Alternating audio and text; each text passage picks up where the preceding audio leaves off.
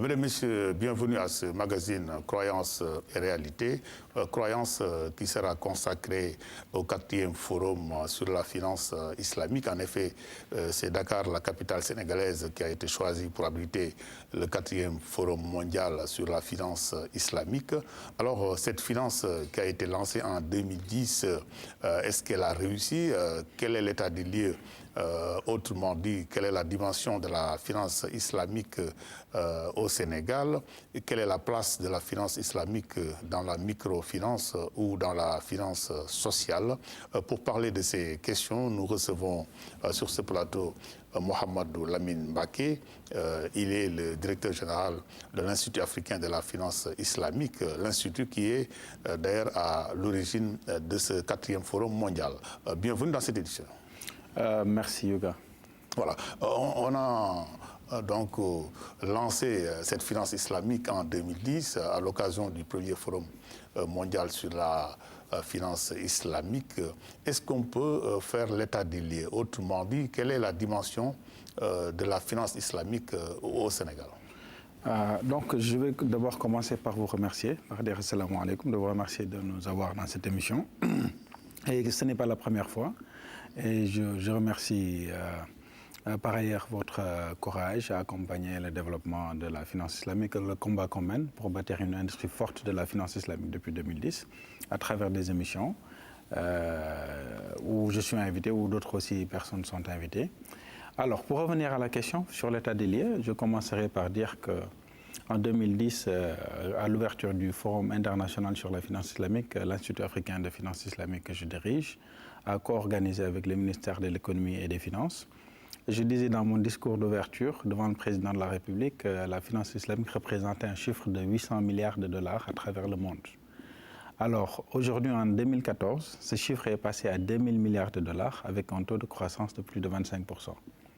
Alors pour vous dire vraiment, et en fait, je voudrais aussi ajouter que l'Afrique de l'Ouest peut-être représente moins de 2% de cette part au niveau mondial. J'allais vous poser la question, quelle est la place de l'Afrique dans cette finance? Voilà. Donc, la dimension de la finance en Afrique de l'Ouest. Voilà, donc malgré qu'il y a beaucoup comme Oxford University, il y a beaucoup d'experts qui disent qu'en fait, l'Afrique de l'Ouest, essentiellement le Sénégal, est un potentiel Eldorado de destination des fonds d'investissement islamique à cause de sa population musulmane, à cause peut-être de la stabilité du Sénégal par rapport aux autres pays. Mais malgré cela, on est encore à moins de 2%, toute l'Afrique de l'Ouest, du volume mondial de la finance islamique. C'est faible, quoi, très faible. C'est très faible. Alors, donc, en fait, le Sénégal avait donné un signal fort en co-organisant, quand nous avons co-organisé avec le ministère de l'économie et des finances, le 1er forum sur la finance islamique au Sénégal. Et depuis lors, pour faire l'état des lieux, il y a eu des résolutions qui ont été prises, notamment pour améliorer le cadre réglementaire, pour créer une volonté politique au niveau de l'État, pour créer des fenêtres islamiques ou d'autres banques islamiques, des soucis de takafoul, pour la formation et pour les soukouk. Alors, ce qui a été fait sur le cadre réglementaire, il y a eu des avancées, bien qu'on désire encore plus d'avancées, mais je pense aussi qu'ici, le frein principal, c'est la formation, parce que les régulateurs eux-mêmes doivent être formés. Il y avait aussi le cadre législatif qui ne collait pas un peu. Voilà, il y a eu des avancées. Au niveau du code des impôts, par exemple, il y a eu des avancées, on a fait quelques petits changements. Mais je pense que les vrais changements vont arriver. Qu'est-ce qui a changé? Est-ce que maintenant le cadre permet effectivement l'applicabilité? Le cadre permet dans une certaine mesure, mais il y a beaucoup de changements à faire. Et c'est ce que j'allais dire. Je pense que pour accélérer ces changements, il faut que les sociétés commencent à dérouler des produits islamiques. On va en parler tout à l'heure. Par exemple, PAMECAS a pris l'initiative de dérouler des produits de microfinance islamique. La Banque islamique est en train de lancer des produits 100% islamiques. Et je pense qu'à travers ces produits, ça va permettre à nos gouvernants, à nos régulateurs de changer le cadre réglementaire. Alors j'allais dire, donc si on fait un bilan global, il y a eu des avancées, il y a eu une meilleure volonté politique. Il n'y a pas encore de société de takafoul. Mais, par exemple, le Sénégal a lancé un soukouk l'année dernière. Alors, sur le plan de la formation, parce que vous savez que... C'est quoi, en quoi consiste le soukouk? Bon, on en a parlé dans d'autres... Les gens souvent entendent parler de la finance, mais ils ne sont pas souvent conscients de l'importance et de l'aspect éthique, surtout de cette finance islamique en tant que musulman. Voilà, très bien. Je pense qu'il est peut-être nécessaire de dire très rapidement c'est quoi la finance islamique, comme on l'a déjà dit dans d'autres émissions. Donc les banques conventionnelles ont les mêmes objectifs que les banques islamiques. La seule différence, c'est que la manière d'opérer des banques conventionnelles n'est pas conforme à la charia. Et en d'autres termes, en fait, il y a de la riba dedans, parce que l'islam ne veut pas que l'argent soit rémunéré par l'argent sans passer par une activité. Donc le taux d'intérêt, qui est populaire dans le système conventionnel, est considéré comme quelque chose qui est haram. Donc c'est une finance qui est conforme aux principes de la Sunna et du Coran? Exactement. C'est une finance qui permet de régler les problèmes que les banques conventionnelles règlent, mais de manière plus éthique, en se conformant à la charia, et ce qui veut dire aussi en protégeant aussi bien les banquiers que les clients, et aussi en évitant ce qui s'est passé dans la crise de 2008, dans la crise des subprimes, en évitant une spéculation où les propriétaires du capital spéculent et gagnent beaucoup d'argent. Certains cadres et théologiens experts dans la finance islamique parlaient de la finance islamique comme alternative à la crise financière qui était constatée dans certains pays européens et surtout aux États-Unis. Je pense qu'il y a unanimité. J'ai écouté RFI ce matin avant de venir et je pense qu'il y a un officiel français qui parlait. Il disait qu'il était à l'origine, suite à la crise financière, la crise des subprimes qui a entraîné la crise de la Grèce, qu'il était à l'origine de beaucoup de projets de loi au niveau européen, par exemple de l'achat à découvert, de beaucoup de choses qui, si vous êtes spécialiste en finance islamique, c'est exactement la finance islamique. Donc il est évident, il est clair que le système mondial, les résolutions qui ont été prises par le gouvernement américain et européen après la crise de 2008, c'est des choses qui rapprochent la finance conventionnelle à la finance islamique. Parce que tout le monde est d'accord qu'on a besoin d'un environnement plus sain qui peut éviter certains chocs. Et en fait, les banques islamiques sont sorties indemnes de la crise. Je pense que cette question est résolue. Est-ce qu'il y a une place importante occupée par cette finance dans ces pays européens-là, en Angleterre par exemple? Très grandissant. Quand je vous dis que maintenant, c'est un système financier d'un volume de transactions de plus de 2000 milliards avec un taux de croissance de plus de 25%, la plupart de ces transactions se passent dans les pays développés. Si maintenant l'Angleterre, vous savez, l'Angleterre a organisé le forum international économique du monde musulman. Et là, je pense que tout le monde a vu que David Cameron est venu pour dire que je veux que l'Angleterre soit la capitale de la finance islamique dans le monde. Pas seulement en Europe, mais dans le monde. Mais il y a aussi l'économie islamique ou le commerce islamique également. Voilà, tout ça c'est très vaste. Oui. Moi-même, je reviens il y a moins d'un mois des États-Unis où j'ai animé des conférences sur la finance islamique pour des clubs économiques et dans des régions où il n'y a presque pas de musulmans. Donc pour vous dire que l'intérêt est grandissant au niveau international. Pour en revenir au bilan, je pense que depuis 2010, on a avancé, on a fait des pas très importants, mais je pense que par rapport à la dynamique et à la vitesse de la finance islamique, on est un peu laissé en rade par rapport aux pays développés qui sont en train de s'activer. Justement, on avait signalé, évoqué un problème en ce qui concerne la formation. Il n'y avait pas d'experts, il n'y avait pas aussi des cadres, des banquiers qui sont formés sur cette finance. Qu'en est-il exactement de la formation aujourd'hui?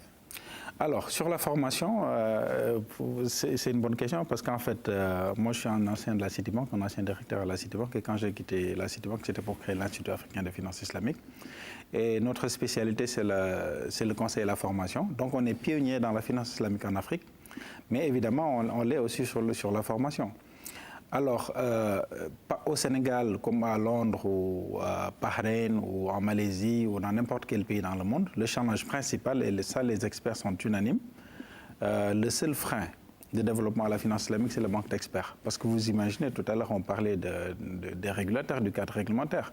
Il faut qu'au niveau de la BCEAO, qu'il y ait des experts qui soient formés en finance islamique. Si on parle des banques islamiques, il faut avoir des experts qui soient en mesure de mettre en place des produits islamiques. Si on parle de l'assurance, ainsi de suite. Alors, c'est un très grand problème au Sénégal, mais je pense qu'à titre privé, l'AIF a formé plus de 1000 experts à ce jour dans la sous-région. Mais en fait, c'est une formation de niveau professionnel. Donc, c'est des banquiers, c'est des assureurs, c'est des régulateurs, c'est des agents du ministère des Finances, ainsi de suite. Et donc, je pense qu'on est en train d'abattre un travail extraordinaire. Et à ce sujet aussi, on a mis en place un exécutif MBA en finance islamique qui se déroule sur 12 à 18 mois. Et en même temps aussi, on fait régulièrement, jusqu'à la semaine dernière, des séminaires sur la finance islamique pour les banquiers. On sait dans le bilan toujours que le Sénégal a émis un soukouk, c'était en 2014. Est-ce qu'on peut avoir aujourd'hui les retombées de cette initiative sénégalaise? Alors, maintenant sur les enjeux, pourquoi le Sénégal a émis un soukouk? Parce qu'en fait, quand on a organisé le forum de 2010, le plaidoyer, c'était de faire de Dakar, du Sénégal, un hub, une place de la finance islamique au niveau mondial, comme Londres est en train de se positionner, comme d'autres pays sont en train de se positionner. C'était pour dire qu'en Afrique, on veut que Dakar soit une place de finance islamique. C'est vrai qu'entre-temps, le Nigeria a été très dynamique avec le gouverneur Sanoussi, qui était le gouverneur de la Banque centrale. Et ils ont fait beaucoup d'avancées. L'Afrique du Sud aussi s'est réveillée pour avoir cette position. Bon, vous savez que malheureusement, au Nigeria, il y a eu les problèmes de Boko Haram, qui les a beaucoup ralentis. Et en fait, je dois dire que le Sénégal, le Nigeria et l'Afrique du Sud étaient en course pour l'émission d'un soukouk. Et finalement, je pense que le Sénégal a émis un soukouk, ce qui est une très bonne chose. Maintenant, les enjeux de l'émission d'un soukouk, c'est très simple. C'est parce que, d'après la plupart des études des experts, les investisseurs qui veulent des investissements qui soient conformes à la charia regardent d'un bon œil beaucoup de pays émergents, beaucoup de pays africains, parce que quand ils investissent, le retour sur investissement est plus important que dans les pays développés. Parce que vous savez, on parle de l'autoroute Thiès-Touba, et ici on n'a pas d'infrastructure. Et toutes ces infrastructures sont développées dans les pays, sont à mettre en place dans les pays sous-développés. Alors les investisseurs aiment bien investir dans ces choses-là, dans des pays stables bien sûr, parce que le retour sur investissement est plus important. Alors l'idée maintenant d'émettre un soukouk, et j'en avais parlé beaucoup avec le ministre des Finances, M. Amadou Kane, quand il avait pris service. L'idée des services, c'était pour donner une visibilité à notre pays par rapport à ces investisseurs qui sont la plupart dans les pays du Golfe et qui s'intéressent à investir dans nos pays, mais de manière islamique. Donc ça, c'était les enjeux. Maintenant, sur le soukouk lui-même, je pense que ça a été réussi, le lancement du soukouk, bien que je déplore que cela a-t-il été bénéfique pour le Sénégal, quoi? Voilà, je pense que ça nous a donné une visibilité, mais je pense que ça pouvait mieux se faire, parce que je pense qu'il n'y a pas eu... Pas encore de bénéfices, quoi. Je pense que ça va avoir des bénéfices, mais je pense que les acteurs locaux n'ont pas été impliqués. Je pense que on pouvait émettre un soukouk sur un actif plus réel, par exemple sur la construction d'une autoroute ou quelque chose comme ça, alors qu'on l'a fait sur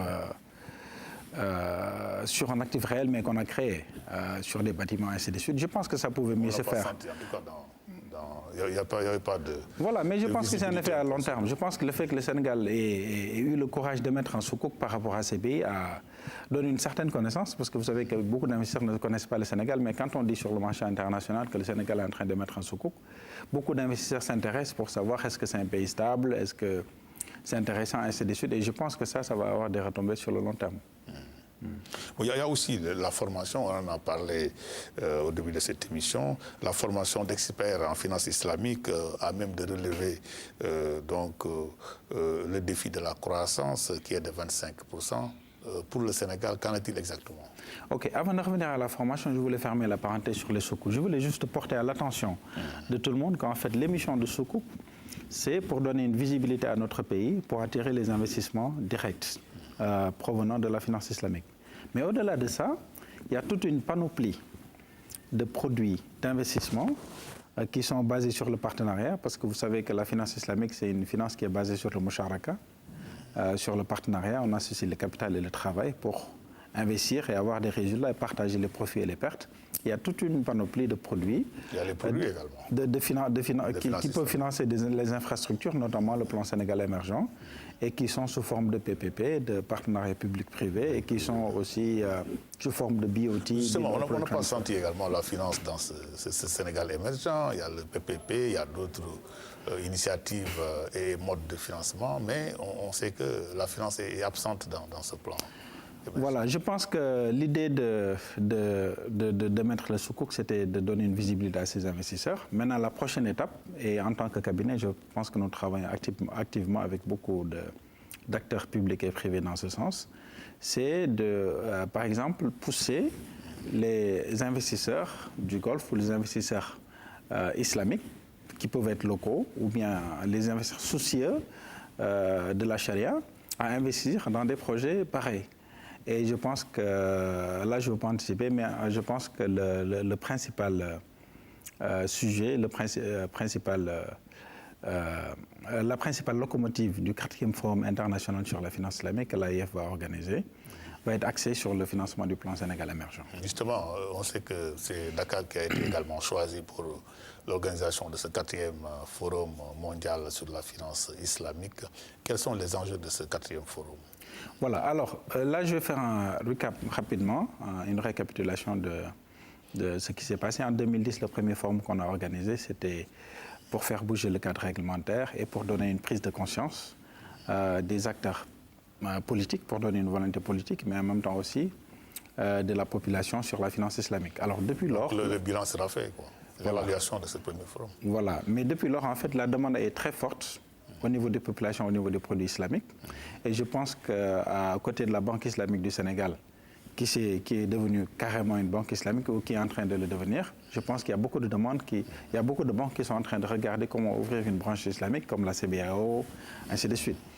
Par rapport à ça, par rapport à cette demande, aussi, je pense que le deuxième forum qu'on a organisé en 2011, c'était pour positionner le Sénégal, pour attirer les investissements au niveau des soukouk, du financement des infrastructures. C'est vrai que c'était un peu prématuré parce qu'on a eu beaucoup d'experts au niveau international qui étaient présents au Sénégal, mais c'est vrai que par rapport à maintenant, il n'y avait pas encore une prise de conscience au niveau des autorités, des acteurs publics et privés et au niveau des populations de l'importance de la finance islamique. Le 3e forum a été axé sur le financement de l'agriculture et des infrastructures et de la microfinance. Et je pense que le 4e forum sera un forum qui est un peu plus pragmatique, qu'on va, Inch'Allah, faire en juin au Sénégal. Et ce forum va être axé sur le financement du PSE, mais surtout sur le financement de l'agriculture et de la microfinance. Alors, pour vous dire globalement, ce qui se passe, c'est que au niveau infrastructure et au niveau du PSE, je pense que les autorités ont l'habitude de travailler avec la Banque mondiale, ainsi de suite. Mais je pense que dans le discours de politique générale du Premier ministre et de tous les premiers ministres qui ont précédé, je pense qu'ils ont dit clairement, et je pense que c'est aussi pareil au niveau du Conseil des ministres de l'UEMOA, la finance islamique maintenant, c'est une partie importante pour trouver des sources de financement, pour financer les infrastructures. C'est vrai que ça fait partie des financements innovants, c'est vrai qu'il n'y a pas assez d'experts en la matière, mais je pense que les autorités ont montré une volonté politique de travailler avec les cabinets comme le nôtre pour pouvoir décrocher ces financements pour le plan Sénégal émergent. Oui. Bon, mais il y a une question qu'on va vous poser certainement, c'est réellement quelles sont les mesures pratiques que les décideurs devraient prendre pour que le Sénégal ne rate pas le train de la finance islamique? Alors, ça je pense que c'est une très bonne question, parce que vous savez, la finance islamique, ça se déroule, il y a beaucoup de... Tout le monde en parle. Et ce n'est pas seulement au niveau du Sénégal, hein, c'est au niveau mondial. Nous, on anime des séminaires à travers la sous-région et à travers le monde, aux États-Unis, au Kenya, partout. Et partout, c'est la même situation, tout le monde en parle. Alors, la bonne question, c'est quels sont En fait, tout le monde est convaincu. Tout le monde est convaincu que c'est une bonne opportunité pour le Sénégal, mais quelles sont les mesures pratiques qu'il faut prendre? Je pense que sur le plan de la formation, l'AIF a fait ce qu'elle a pu. Sur le plan conseil aussi, je pense qu'on est en train de faire le maximum. Je pense qu'au niveau réglementation, le ministère des Finances, le gouvernement a montré une volonté politique, au moins, pour dire qu'on veut avancer. Mais je pense qu'au niveau global, si vous regardez au niveau global de l'économie, je pense que les décideurs ne connaissent pas les enjeux stratégiques de cette finance. Alors, pour pallier à ça, en fait, pour régler ce problème, ce qu'on a convenu de faire, parmi les séminaires qu'on organise tous les mois ou tous les 2 mois, on a tenu, et c'est la deuxième fois qu'on le fait, je pense qu'on en avait fait en 2010, là, on a décidé d'organiser le 27 et le 28 mars une retraite des leaders. Donc c'est un séminaire... C'est former les leaders, quoi. C'est former les leaders en 2 jours sur les enjeux stratégiques de la finance islamique, où il y aura les directeurs de banque, les directeurs de compagnies d'assurance, il y aura certains ministres, ainsi de suite. Et à l'issue duquel, on aura une cérémonie qui sera présidée par le Premier ministre, M. John, et dans lequel les leaders eux-mêmes vont faire, les décideurs eux-mêmes vont faire le plaidoyer pour dire qu'est-ce qu'il faut faire pour faire avancer la finance islamique. Ça pourra être créer une deuxième banque islamique, ça pourra être créer un fonds d'investissement islamique, ça pourra être créer une société de microfinance islamique, ça pourra être demander à l'État de mettre en place un fonds de garantie faut mettre en place un fonds d'investissement conforme à la charia, ainsi de suite. Mais là, en fait, on ne veut pas décider pour eux, on veut leur donner les enjeux et à l'issue de cette rencontre, qui sera certainement très médiatisée, et devant tous les décideurs, on veut vraiment que les décideurs eux-mêmes disent c'est ça qu'il faut faire pour faire avancer les choses. On sait que la microfinance ou la finance sociale a réalisé quand même des résultats satisfaisants, mais ce n'est pas toujours le cas pour la finance islamique, qu'on qualifie souvent également de finance sociale. Qu'est-ce qui explique ce paradoxe? Alors, si elle est sociale, quoi. Voilà, là aussi, je pense que c'est une opportunité énorme que les gens tardent à avoir, mais je pense que c'est un problème de formation. Je pense que l'Afrique a une opportunité énorme au niveau de la microfinance islamique. Vous savez que la microfinance, telle qu'elle est pratiquée actuellement, a eu beaucoup d'effets positifs, beaucoup d'avantages. Et je pense que la manière, en fait, le taux de croissance de la finance islamique actuelle, c'est équivalent. En fait, on peut faire une ressemblance avec le taux de croissance de la microfinance il y a quelques années. Il y a une réussite, on constate. Même s'il y a, quelque part des problèmes. Voilà, il y a une réussite extraordinaire. Je pense que tout le monde est d'accord là-dessus. Maintenant, il y a des couacs. Et c'est des couacs qui sont importants. Ça veut dire que dans certaines structures de microfinance, les taux d'intérêt sont jusqu'à 25%. Ils ne respectent pas souvent. Dans certains pays, c'est plus de 50%.